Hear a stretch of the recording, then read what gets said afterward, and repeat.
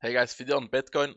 We have moved down here on Bitcoin a little bit, but to me, still all of this is looking very corrective. I'll zoom in on the micro in a bit. Zooming out, we wanted to reach this third wave target box with this move up. We're not gonna get that. I think this is the top of this wave 3. It should be longer than the 1-to-1 if it's a wave 3, and that is. To me, I always put this box here starting with the 1.32 because yeah, as a guideline for myself, I'm used to doing that. The hard rule is that the wave 3 should not be the shortest wave, and in this case it is not, okay?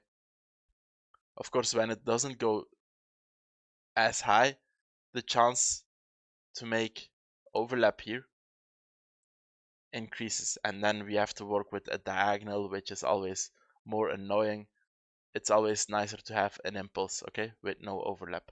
So that's why I'm gonna add this line here to indicate from which level we will have overlap between this wave 4 and this wave 1, okay?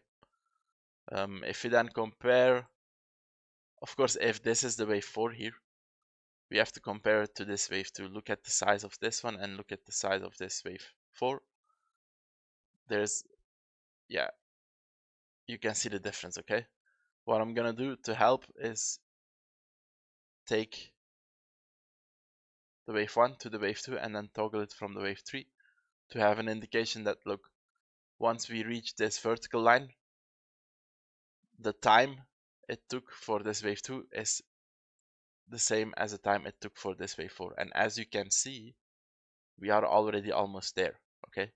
Tuesday will be the same in length, but we're already close to it, so I'm already happy with this range. If you look at the size. Yeah, but this moved very deep and blah, blah, blah. Yep. But it doesn't mean that if this correction is deep, that this also has to be deep. A wave 4 generally is known for being more sideways. For me, the range time-wise is good. We have also reached the first FIP. Yes, we can move lower as well, but I don't want to make overlap. Above this level, we still have this point of control, and I think it's from this range we have reacted to it, as you can see here. I'm gonna remove this trend line can also go. This one I'll keep. Should we crash down, can be a level to watch.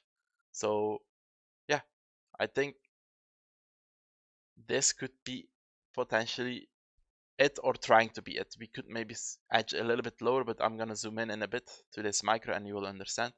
Now what we want to do is move up, get above this point of control, and then yeah, take these highs, try to get towards the next point of controls to make this fifth wave, okay?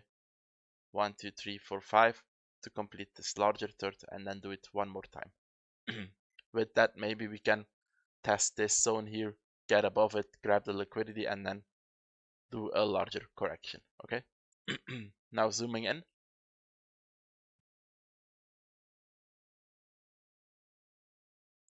WXY. Why do I label it WXY and not ABC? Because of the three wave structures, okay? 3. Yeah, here it's a bit tricky, but the B wave doesn't really matter too much. I think like this. And then this one is very obvious, a 3 wave move, okay? With an ABC in here, and a larger ABC, and a larger ABC. And then in your wave C, you want to see a 5 wave move down. And as you can see, 1, 2, 1, 2, 3, 4, 5, and then maybe another 4, 5. Sometimes you don't get every micro, but it could do this and then create bullish divergence here on the 1 hour and then try to move up, okay? Grab the liquidity below this point of control. But to me, as you can see as well, the volume is moving down here significantly. We will make bullish divergence probably if we do move down here. To me, screaming that at least it's gonna try to move up here, and then we'll see how it goes. Ideally, we can attack this high here. To me, hitting the 86 also increases probabilities a lot to take this high, and that the move that follows is part of this local correction. So I'm leaning bullish here. Of course, there will be pressure because I think the S&P and there is a new Fed chair. Generally, if you look at the historic data, it leads into a correction. We did have a rough day here on the S&P. I think there's even more room on the S&P if it wants to use it. So, like, I mean, the two are contrasting each other. Is that the correct word? Like, it would have been nice if both of them wanted to see a correction, or both of them wanted to see price action to the upside. I think Bitcoin is looking better at this stage than the S&P. So we'll have to see if it can pull it off, okay?